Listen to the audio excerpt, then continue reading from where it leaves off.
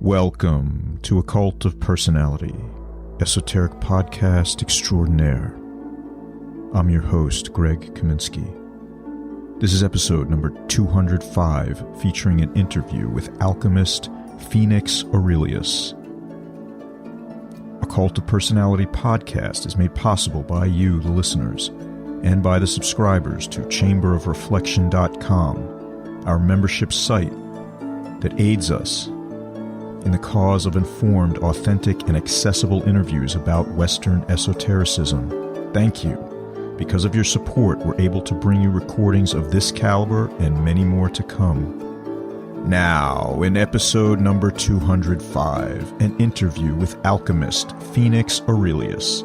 You can find Pheonix online at www.pheonixaurelius.org. That's PHOENIXAURELIUS.org.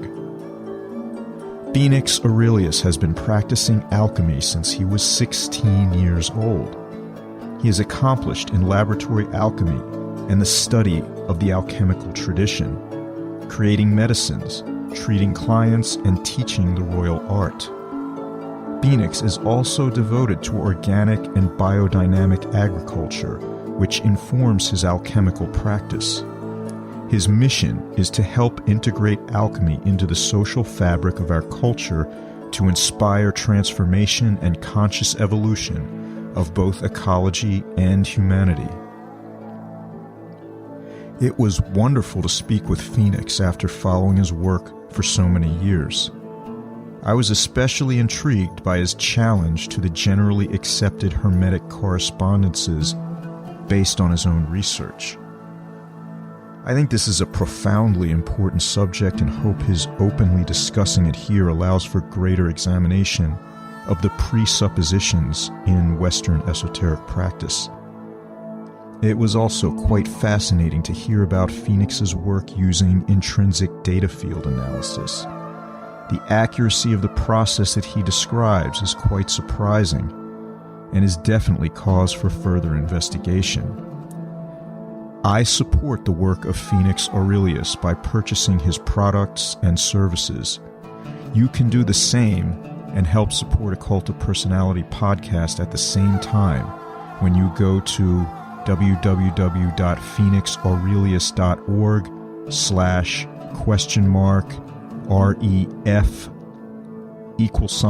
Occult of Personality, or just click on the link in the show notes, or Pheonix's logo on the side of the Occult of Personality website, and then make a purchase. Both he and I will definitely appreciate it, and I think you'll be impressed with the quality and efficacy of his products. The intro music is Awakening by Paul Avgerinos, and the outro music is The Alchemical Tree by William Zeitler. Pheonix Aurelius, welcome to the podcast. It's really great to speak with you. Thanks so much. Hey, thank you so much. I really appreciate you having me on. Yeah, it's my pleasure. I'm really looking forward to this interview. But before we get into it formally, maybe you could just let people know who are listening, if they don't already, who you are and what you do. Sure, thank you. So my name is Pheonix Aurelius. I run the Pheonix Aurelius Research Academy, and for the last 15 years, I have been teaching and studying all different types of alchemical practices, and specifically focusing on Paracelsianism and diving really, really deep into the works of Paracelsus to be able to find out what type of validity his entia of disease and his medical cosmologies and astrological cosmologies and other different types of things like this have in the modern day. And I've been using some very forward-thinking types of analysis, like intrinsic data field analysis, which is a branch of radionics, or psionics would be another name for that.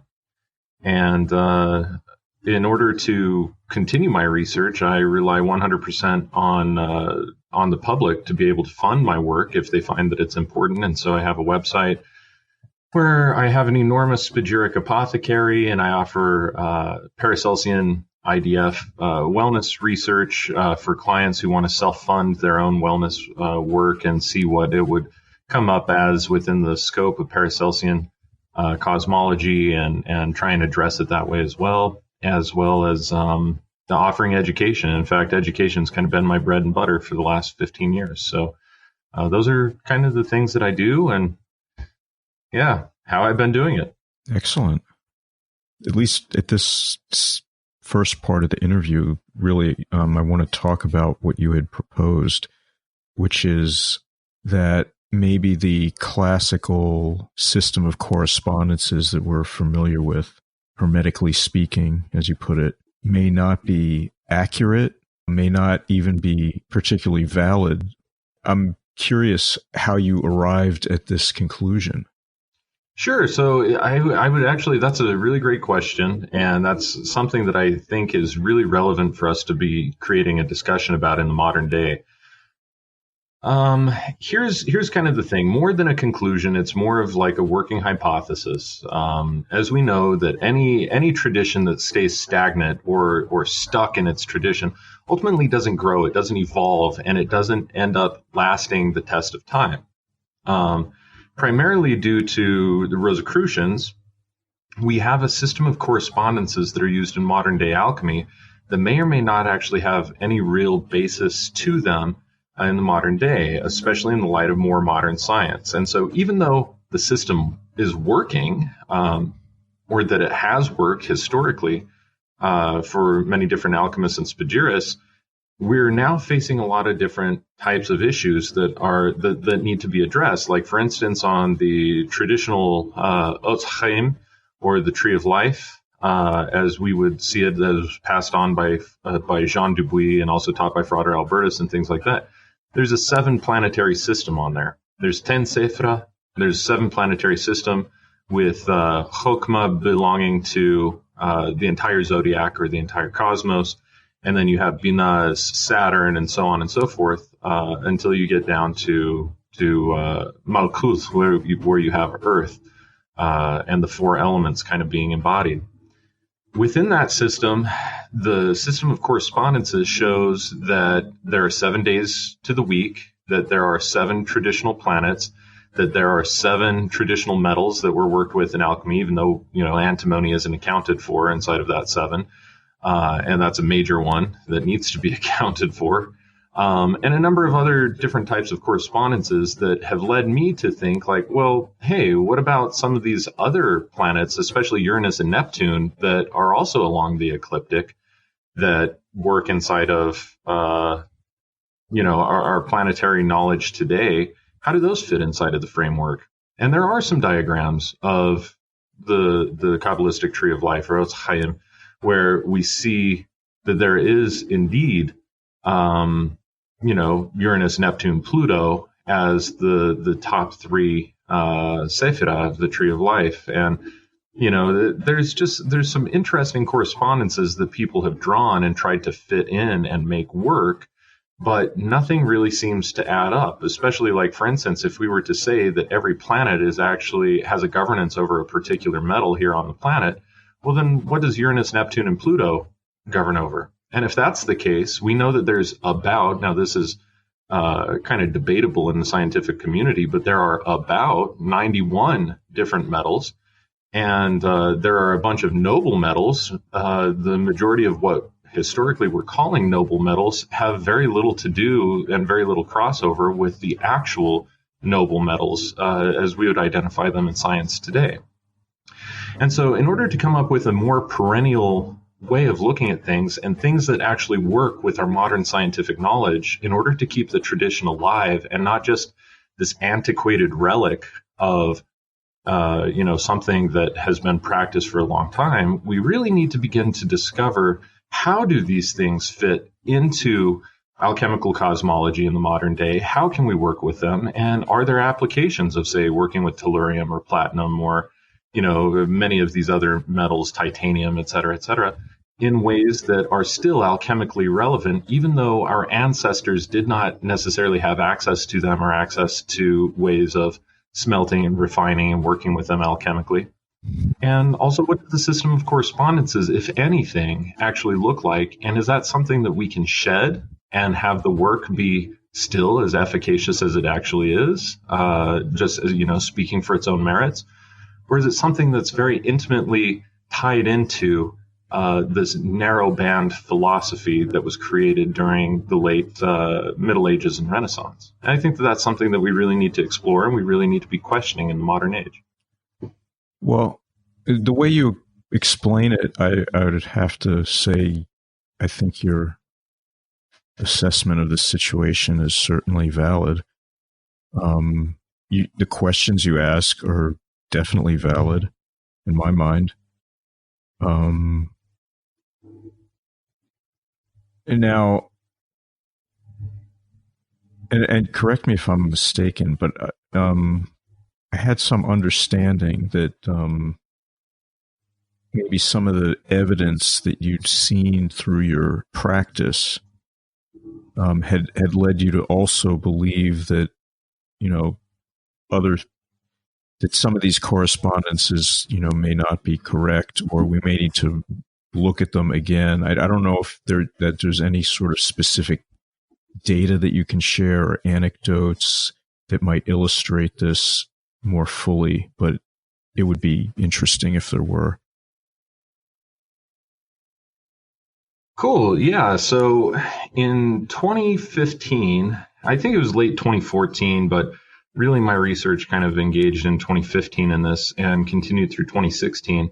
I took on a large number, somewhere around 50 wellness clients performing wellness research. Now, Paracelsus, being a Paracelsian, I look at things in a pretty radical way. Even today, modern alchemists probably wouldn't have gotten along so very well with Paracelsus because he wanted things, if I could sum up the Paracelsian way of looking at things, it was basically the proof is in the pudding.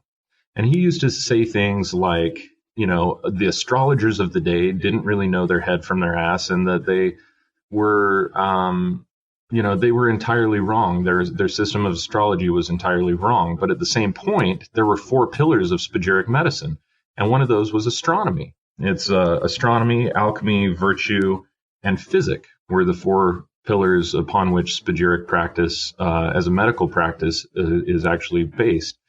And so it seems really funny that at one time he would have said, hey, listen, you guys don't know what you're doing, and at the same time said that astronomy is really important. He also said that he would cast the quote-unquote astrological practices of the fake physicians into the sea of Pilatus, as he phrased it. And this is basically the sea of forgetfulness, meaning that people will no longer really be able to remember what they were doing because what he was doing was so much more superior. And he advocated more or less that people should be using what we would now refer to as a form of sidereal astrology, and that actually lines up with astronomical practices. And anybody else who is calculating using what we would call today tropical astrology is not really paying attention to the position of the planets. And so, again, like he said, he would bring up things a lot, and he said, thoughts create a firmament of their own. I'm paraphrasing, but his quote is very similar to this, that thoughts create a firmament of their own, and from that firmament rises new arts and new sciences, but they're upheld in the astral plane by an egregore, because people are feeding their energy into that by their belief systems, by their thoughts and by their emotions. And so thoughts have a way of attracting a certain gravity and holding a certain weight to them that can make things so, even if they're not perennially true. And that is kind of the way that I look at tropical astrology, is that it's very much so imaginary in terms of the positions of the planets and the actual positions of the constellations from any geocentric position on Earth, regardless of topography. And all it takes is, practicing a little bit of astronomy to be able to notice that there are enormous discrepancies between what we're seeing in the sky and where the positions of the planets are in tropical astrology. So I engaged in 2015 to 2016 into a study with wellness clients because Paracelsus said that the number one cause of disease is actually what is sometimes called ens astrale or ens astrorum, which basically means the cause of disease or the origin of disease due to the stars. And in that, he said that there is definitively a cause of disease that happens as a result of the stars, but not at all the way that at his time, that modern medical astrologers were looking at it. And having studied Judith Hill's system of medical astrology myself, I was familiar with that Renaissance system, very familiar with it, and had used it. And, I was performing some research with it. And so with my wellness clients, what I would do during this time period was cast a tropical astrology chart and then formulate 8 spagyric medicines for them every single month based on all of the transits that I could see happening that month in comparison to their natal chart. And at the same time, I would also try and predict which days they might be experiencing, say, a flare-up of certain problems or, be a little bit more aloof, or other types of things like this. And my results were only about 60% accurate at best with tropical astrology. And simultaneous and concurrent to this, just a few months after I began this research, I had contacted one of my friends named Timothy Wilkerson, who wrote the book Alchemy Astrology, Lost Keys to the Philosopher's Stone, and runs the website alchemyastrology.com. And Tim had talked to me around that time saying, I actually was using tropical astrology for a long time because this is the way Frater Albertus trained us to do the laboratory count. And what he figured out was that he had a lot of discrepancies that were unaccounted for when he was using tropical astrology. So over a 20-year period, he finally became aware of Western sidereal astrology, still within a 12 zodiac and 30 degree zodiac system. And he started performing that form of astrology and then would go back through all of his lab notes over the last 20 years and started casting all of the charts differently and saying, okay, if I would have used this, would these results have been accounted for? And what he started to notice was that all of the lab notes that he had would have been completely accounted for if he was using that form of sidereal astrology. And so that piqued my interest. And I said, you know what, I'm going to start using this inside of my research studies. And that's what I started doing. And going into sidereal astrology led me into what most people would just now refer to as Vedic astrology, which is exactly like tropical. The only difference is that we are counting the positions of the planets in a more realistic way to the actual signs that they're in. But there were still some major discrepancies. I went from about 60% accuracy in my predictions to about 80% accuracy in my predictions. But that really still wasn't good enough. And so I kept searching, and I even tried to, at that time, create new different charts based on the new cosmological models that we have today, and understanding that orbits are actually elliptical and that things seem to be vortexing through space and so on and so forth. So I tried to create astrological charts where they were a spiral or where they were an ellipse, and the mathematics just weren't really lining up to the data of the International Astronomical Union, which was kind of my gold standard to compare the actual positions of the planets and the constellations as observed and agreed upon by peer-reviewed scientists and astronomers into a system of astrology. And that's when I found Athan Chimenti's work of masteringthezodiac.com and started looking at his software and looking at his videos and looking at other things that he was producing. And then everything kind of came into focus for me doing that. And when I started doing that, then I increased my prediction rate to about 95% accurate,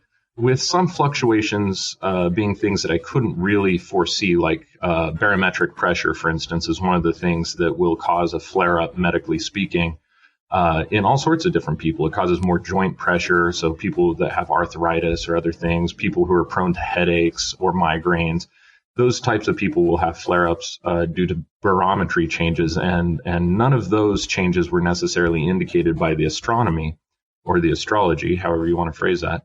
And so I only had about 95% accuracy in my prediction rate, but that was still, for me, a huge upgrade from the 60% that I had before.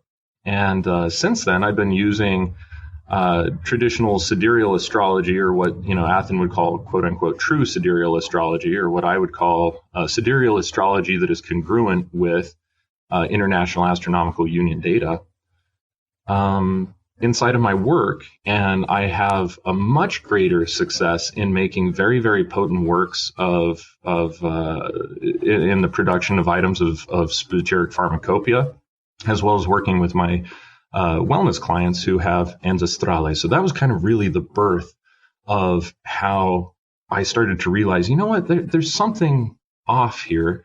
And the very first thing that I noticed was that obviously I had to take into account the positions of Uranus, Neptune, and Pluto, which are not included in the traditional medical astrology work from the Renaissance, of course, and also that there's a 13th zodiac sign, or a 13th constellation, which we would know as Ophiuchus, and that needed to be accounted for both in medical astrology as well as in lab work. And that was something that was a very hard reconciliation for me, but always, seeking out truth and trying to go deeper with things. It was something that I needed to figure out and to be able to incorporate into my system so that I could be as accurate as possible for my clients. That I could applaud you for your efforts there. I mean, it's not always comfortable when we pursue the truth. In fact, it's never been for me. So, yeah, so I think you deserve credit for that. Oh, well, thank you. Yeah. You mentioned this IDF. Is that the right term? Yes. Can you talk more about that and how that fits in with the rest of your work? Yeah, absolutely. So in 2018, I became aware of what is now called IDF investigation. IDF is an acronym that stands for Intrinsic Data Field. And the principles of intrinsic data field go back, thousands of years. All different types of healers, seers, mystics, psychics, etc., rely on intrinsic data fields to be able to gather their information about anything. I mean, when we're using the doctrine of signatures to determine what kind of healing qualities a plant or mineral or animal has part of what we're tapping into is the intrinsic data field of that material, and being able to see through correspondence what type of planetary rulership, etc., that thing might have. But to put it in more modern language and more science-based terminology, I think Rupert Sheldrake was the one who probably described what an intrinsic data field is best by talking about a morphic field, or a morphogenetic field, which is an emanating field of energy that surrounds everything, that contains all of the data about that thing that you're observing. So if you're observing a fingernail, the fingernail itself has its own intrinsic data field. But if you are taking a look at the fingernail is just part of the intrinsic data field of the finger. And if you take a look at the whole hand, the finger and the fingernail are just individual intrinsic data fields that are part of the entire data field of the hand, and the hand of the arm of the person, so on and so forth, in this very fractal and holographic way, which meets perfectly with the concept of as above, so below, and fits very well into the Hermetic paradigm. Anybody who's ever performed dowsing work or any form of divination, really, is actually working with intrinsic data fields by any other name to be able to access the information that they're working with. It just so happens that there's some very awesome instrumentation that has been developed in the last 100 years that interfaces with electronics to be able to do this in a very precise way that is measurable and quantifiable on a numerical scale. And so the work that I did was introduced, or the work that I perform was introduced to me by a fellow by the name of Richard Kirby, who was utilizing some radionics equipment or psychotronics equipment. There's lots of different ways of discussing the equipment. Some people call it radionics, some psionics, some call it psychotronics, etc. But it's a way of utilizing divination that interfaces with specific, and kinesiology too. So it's like a kinesiological divinatory system that interfaces with computer software. And the instrumentation that I use is called the SE5 2000 Gold, and it's created by the SE5.com people, living from vision. And it's one of the most dialed-in approaches. So it is very simple to use. There's an amplitude knob that you operate with your left hand, and there is a stick pad or a precision stick detector, depending on which version of this that you have, that you operate with your right hand. And the stick pad actually goes back to tribal shamanism in a part of Africa. And I actually forget which part of Africa this originated in. But the shamans would essentially take a sick person and put an herbal cure that could possibly work next to that sick person, or have that sick person hold it in their hand. And then they would use this wooden block that was very finely sanded down, and they'd rub their fingers, two of their fingers from their right hand on the block. And if their fingers did not stick to the block, then basically it would indicate that that herb was not a match.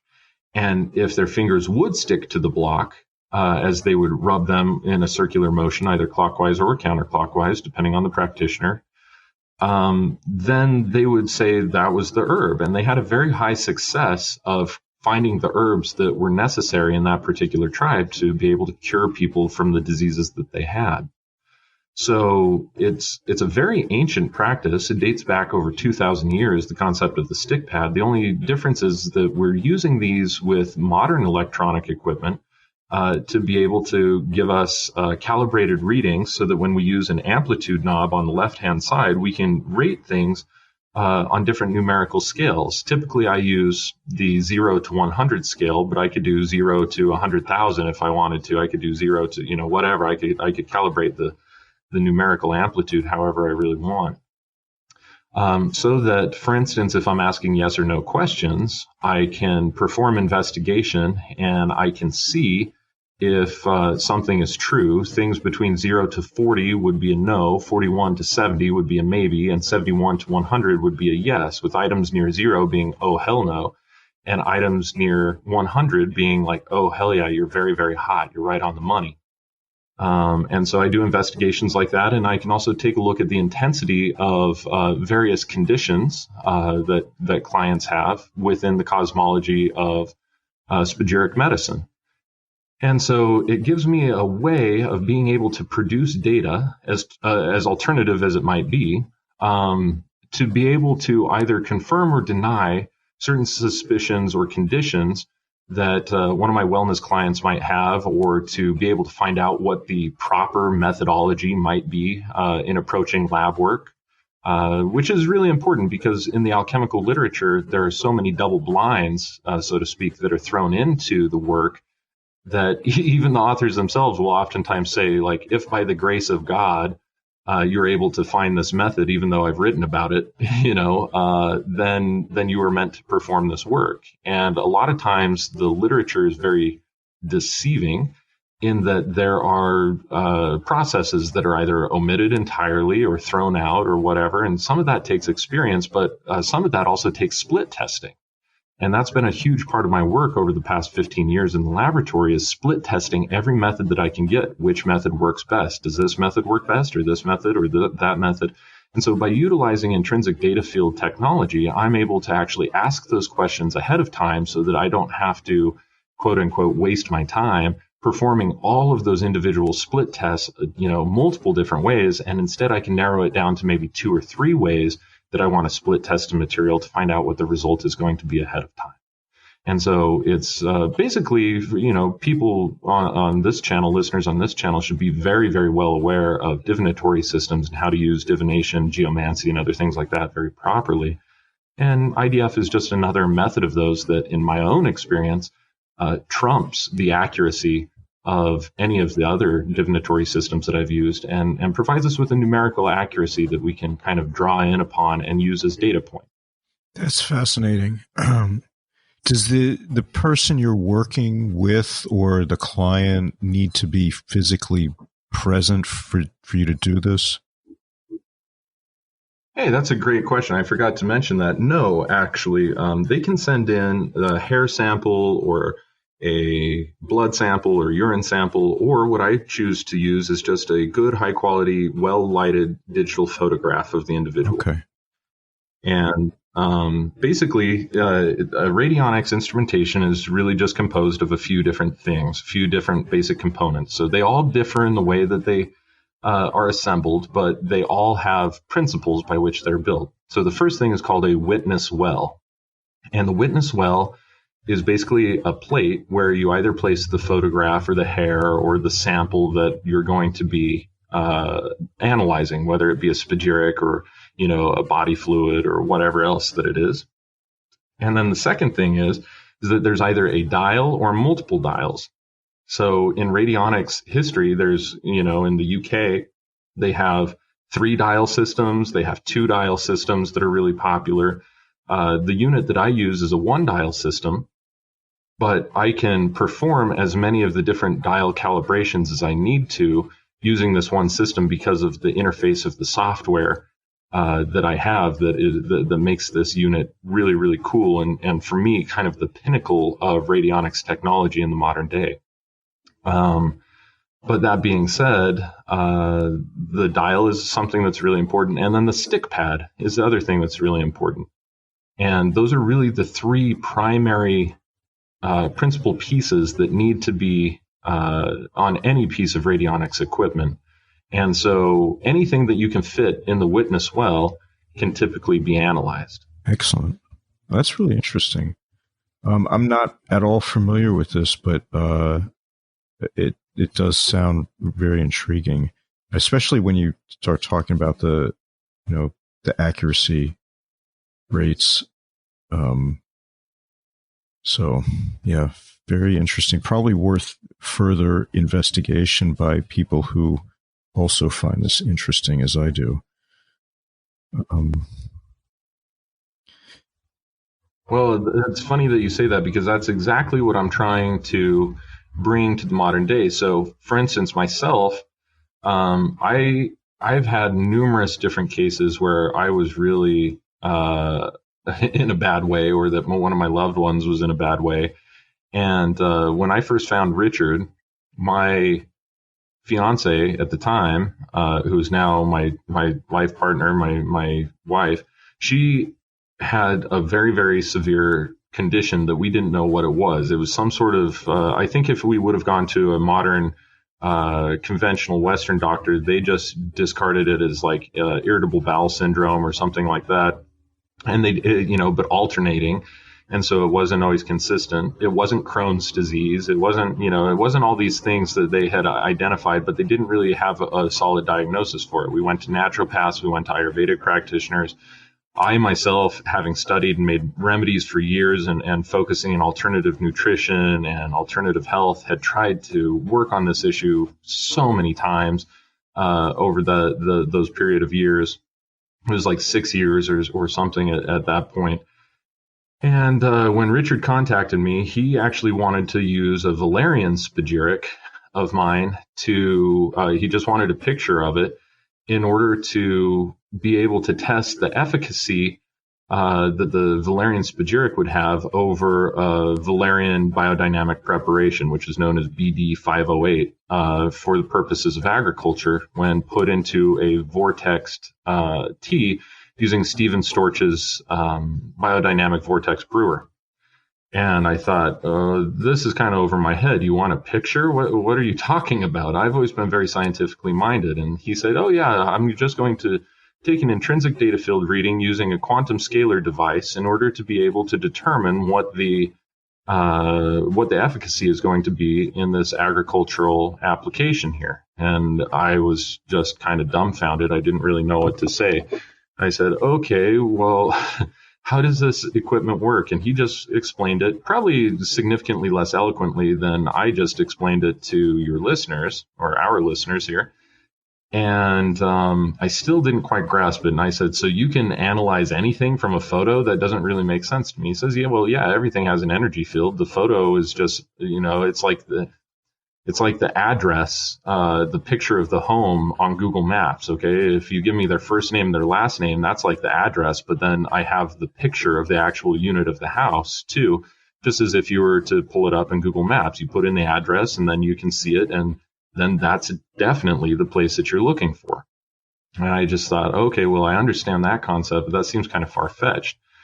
So I said, before I send you any of these spagyrics, I just want to test the accuracy. And if you'll put your money where your mouth is, and I just told him that this was a client. I didn't tell him that she was my partner. But I've got a client that basically has a very mysterious disorder. I'm not going to tell you what it is. I want you to determine what is going on and what is causing the issue. And he said, well, I'll do you one better. In 24 hours, I'll tell you not only that, but how to fix it. And I just thought, okay, well, we'll see about that. Well, it must have been about 19 hours. And he contacted me back with an email with a spreadsheet that had all of this data showing very in-depth endocrinological problems, stemming primarily from the hypothalamus pituitary axis, but that was particularly affecting the pancreas inside of that axis. And that this was creating a carbohydrate metabolism disorder that was storing sugars, and then her body would flush in order to get rid of these sugars. And he said, it looks like she has a digestive upset of some sort that would probably cause alternating bouts of diarrhea. And my jaw just about hit the floor. Over the 6 years that I'd been working on that, over all of the doctors that we'd gone to, nobody ever considered that this could be a carbohydrate metabolism disorder or anything with an endocrinological response. And so I asked him, well, what do we do about it? You told me that you tell me how to fix it. And he says, yeah, well, I've got this interesting drink here that she needs to drink. It's this quantity, and I forget the quantities. I can look it all up, though. I've done this before for other radio shows where I explain this too, is that they gave her a suggestion for a drink with moringa powder, water, lemon juice, apple cider vinegar, sea salt, specifically Celtic gray sea salt, and I think there's one other ingredient in there, if I'm not mistaken. And he says she just needs to drink that daily in this amount. These quantities of all of these ingredients go in there. And at the same time, she needs to be put on what we call IDF broadcasts. I said, broadcast? Okay, so you can analyze people, but what are these broadcasts? And he said, well, basically, since I found the frequencies that are causing the ailment or the condition, what I'm able to do is I'm able to send these frequencies to her morphogenetic field or to her intrinsic data field in order to be able to balance them out and to heal from the level of the energy field down into the physical. And having had a big background, a very heavy background in energy medicine in my own life, I thought, okay, well, that's interesting. That's interfacing with the computer, but let's go ahead and try it. Well, after Nori had known me at that point for 6 years, but she had this condition for closer to 10 years. And after having that condition for 10 years in less than 60 days, the condition entirely disappeared.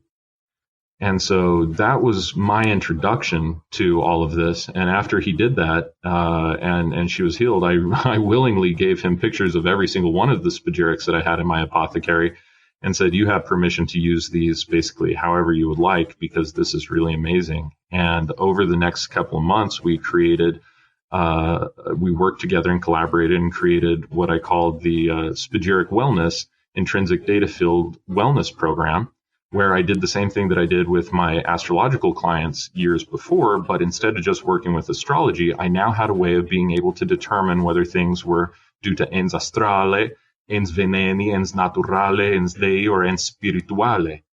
And so this gave me data where I could classify what the origin of the causation of disease was from a spagyric perspective and start performing research in a semi-clinical environment to be able to figure out and even to address the problems that my clients were interested in having researched. And as of today, I no longer work with Richard because I purchased my own instrumentation, and I have performed all of my own IDF work since the beginning of this year, actually. And so I have just been continuing that process and working with 3 clients at a time until I completely solve all their issues. And once I do that, then we move on to the next 3 clients and just keep doing like that. And not every issue is very straightforward. Sometimes it takes a lot of trial and error and investigation, but it allows me to vet out the philosophies and the theories of Paracelsus, and to be able to separate what Paracelsus said that they would have done during his era, and also what later Paracelsian physicians would have done, and to be able to see if the same spagyric remedies or items of spagyric pharmacopoeia will work, and if so, how they need to be made or prepared, and if there are particular dates or star influences that they need, or whether we can just clear it up entirely using intrinsic data field technology. That's pretty radical. I mean, I would say so. I'm kind of shocked, to be honest with you, because it sounds so much more thorough and probably accurate compared to, the typical experience, like going into the doctor's office and getting prescribed something. And I mean, what you're talking about is really highly customized and individualistic, because every person is so they're a living being. So it's not like an assembly line process where you're like just fixing a car, yes, which is what it often feels like in, modern medicine. So I feel like, again, I applaud you for what you're doing, because your approach and your methods, I mean, only you can speak to, the effectiveness of it. And it sounds like it's in some ways probably more effective than most, typical medical approaches. Well, I have to be careful in talking at this early stage about the efficacy, but what I can tell you is that I have well over 150 clients from the last couple of years who would be willing to vouch for the accuracy of what's going on. I get some clients who will say, hey, I've got some problems that are going on with this and this and this. The doctors don't really know what's going on, but we've done some blood work. If you could do some tests, then that'd be great. I'd run some tests and it would come back and match exactly what the blood work was saying, but it would also go into more elaborate detail. And typically, not with all cases, because I don't have a 100% success rate, especially when I was working with Richard, because Richard, here's the true thing about IDF work is that you as the operator have to be a very clear channel. So in the program software that we use for the SE5 2000, there is what we call intake clearances. And the first thing that I have to check is what my own bias is, or if I even have a bias towards what the results are. And ideally, I set my own standards for that I have to be at 95% or above in having absolutely no biases. But the software itself, when they teach you how to use it, it needs to be at 85% or above. Otherwise, you're going to start to get distortions. So, just like any divinatory system, you could mess up, or kinesiological system, you could definitely mess up and provide results that justify what you're looking to get. But if, as the practitioner, you can stay as an open channel, and I always perform meditations. Like I said, I have a huge history of vibrational medicine, background work, kinesiology, et cetera, inside of my own professional field. And so I've been utilizing various meditations to balance myself, to clear my energy field, to call my energy field back into my body, to stay in the center of my head, to be able to ground off thoughts and emotions, and just to be in a neutral state of observation too, awareness-based observation as opposed to attention. And all of those things make a big difference as the operator. And I've been able to show this multiple times just in my calibration tests, where if I'm not in those spaces, it's hard for me to get a good calibration reading. But aside from just the biases, I also have to check to see if there are any sort of interferences. I have to check to see what my energy purity as the operator is. I have to see if there's barriers of rapport between myself and the client that I'm working on, and so on and so forth, before I can even undertake the work. There's about 12 different intake clearances that I have to pass. Otherwise, it's not a good time for me to take that reading. And either I have to wait till a later time or just give a refund to the client and say, you know what, the barriers to rapport are just way too high here, or the interferences are way too high. Maybe you live in a zone that is bombarded by various electromagnetic frequencies that could alter the results. Instead of, being wrong and risking the data, I'd really just rather wait until or unless you get into a situation where those are not going to be variables that could impact these results. That doesn't happen very frequently, but it has happened during the time that I've been working on these things. So being a clear channel is really important. But along with that, what I'm trying to do is I'm trying to get enough data to be able to write some very compelling case studies on some of the most important and lesser understood medical diagnoses that exist today. For instance, genetic disorders are what things are oftentimes chalked up to as genetic disorders, and other types of conditions like Hashimoto's. Hashimoto's thyroiditis, for instance, is one of those really, really big ones that, we know that there's heavy metals, we know that there's autoimmune responses, we know that there's endocrinological response, we know that there's some genes that come into play, but nobody scientifically has really been able to crack that code and figure out how to heal it 100% of the time in various clients. And what I've seen with the various clients that I have is that it oftentimes comes down to treating it on the level of the origin of causation. And this is why I work entirely outside of the scope of modern Western medicine, because I need to find out which of the 5 Paracelsian entia of disease does the origin of causation really stem from. And in many cases, it happens actually as a result of ens astrale. Ens astrale Sol and ens astrale Luna are very, very, very important, as well as ens astrale Mercury. Ens astrale Luna, though, is very, very key and critical because Luna deals with the distribution of neurotransmitters and hormones. And so if there is a problem of ens astrale, or cause of disease due to the stars, based on the position of the moon at the time of birth, and it actually has less to do with the position of the moon, Greg, actually, to be perfectly honest with you, and it has much more to do with the position of the north and south lunar nodes, and which one is retrograde and which one is station direct, because always one of them will be station direct, one of them will always be retrograde, and they're always 180 degrees apart from each other. And so at the time of birth, that's like a snapshot of that person's astral energy emanation.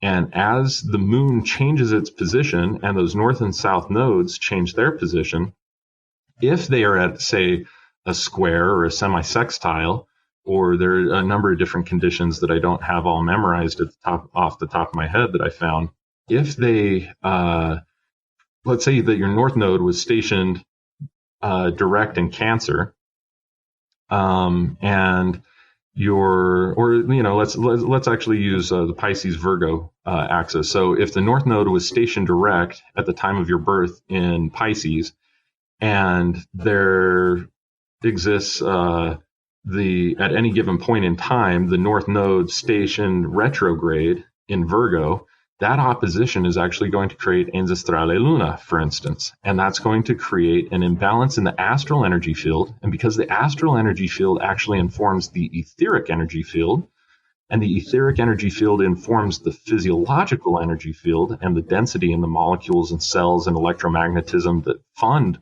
all of that physiological development, there ends up being a break in the chain of command that can cause diseases in the distribution of one or more neurotransmitters or hormones or both. And it can do other things too with, what are they called? Basoblasts, which are a type of white blood cell. There are these types of relationships that can be created by ens astrale Luna depending on the individual and depending upon their astral snapshot and various different times and rotations and transits of the planets, and like in the case of the moon, the lunar nodes. And this creates a predisposition to the astral body losing out on some of its energy field and being able to cause diseases down the line in the physiological body through the mechanism that I explained earlier. Well, Pheonix, it's really been a pleasure speaking with you tonight, and I thank you for your time and your patience and sharing with us some of your work, because it's fascinating and groundbreaking and really interesting. So maybe you could just remind people where they can find you online. Thank you so much, Greg. So people who are interested in checking out my work can find me at pheonixaurelius.org. That's PHOENIXAURELIUS.org. And, 100% of my work is all publicly funded. And so people who are interested in keeping this tradition, keeping my research alive, learning more about my findings and so on and so forth, they're the ones who make this happen.